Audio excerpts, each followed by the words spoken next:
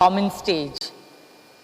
My gratitude to Honorable Prime Minister Narendra Bhai Modi ji for his incredible vision for this summit and for his consistent, unparalleled leadership in taking India and Indian culture to the world.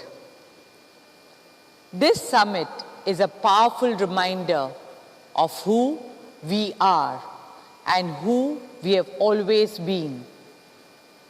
I speak to you as a proud citizen of our ancient land. And the theme of my keynote is taking India to the world.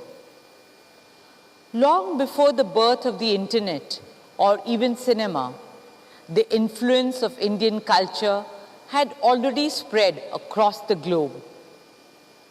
Taking India to the world is not a new concept or a new idea.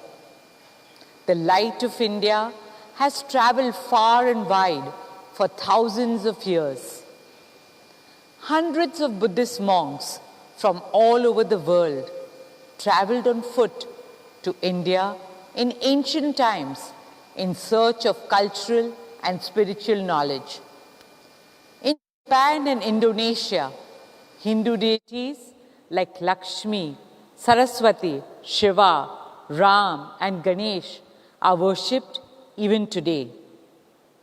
The splendor of India's temple architecture can be seen in Angkor Wat in Cambodia, Borobudur in Indonesia, and the ruins of charm temples in Vietnam.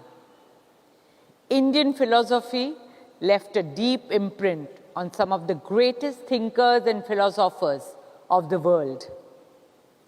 We are a country enriched by the wisdom of its civilization, but equally energized by the throbbing energy of the world's youngest population. A country where sacred traditions meet modern dynamism in perfect harmony, where the rising power of our economy, soon to be the third largest in the world, meets our soaring global soft power. We are a timeless civilization that gifted humanity with the enduring ideals of Satya, Ahimsa, Ekta, and Aman, truth, non-violence, unity, and peace. A luminous nation that gave the world the wisdom of the Vedas, the Bhagavad Gita, and the teachings of Gautam Buddha and Mahatma Gandhi. Bharat is where it all began. India is the origin of Om, the sound of the birth of our universe, the birthplace of zero, Shunya, the beginning of the infinite, the home of Sanskrit that gave the world language, the land of yoga and Ayurveda, the pioneer in science and philosophy, from Aryabhat's astronomical calculations to Adi Sankaracharya's Advait Vedanta, the beacon of arts and literature, from our classical music and dance forms to the epics Ramayana and Mahabharata. We are the very cradle of civilization, a cultural force whose time has come once again. Every civilization tells a story. Some tell it with power and might, but we have always told our stories with our soul. For over 5,000 years, from our Kathavachaks to the traveling bards, from our legendary folklore to temple murals, and from our epics to present-day cinema, storytelling has always been the heartbeat of our legacy.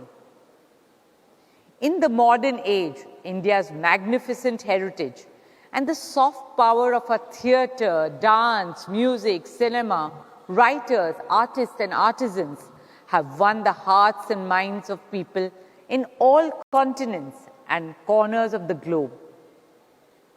Friends, like all Indians, we at Reliance Foundation are great admirers and ardent supporters and passionate lovers of art. And we deeply believe in the power of our culture to heal, inspire, and unite. At the foundation, we regard it to be our highest duty to protect, preserve, revive, and honor India's priceless artistic legacy. It is with this spirit that we started the Nita Ambani Cultural Center 2 years ago.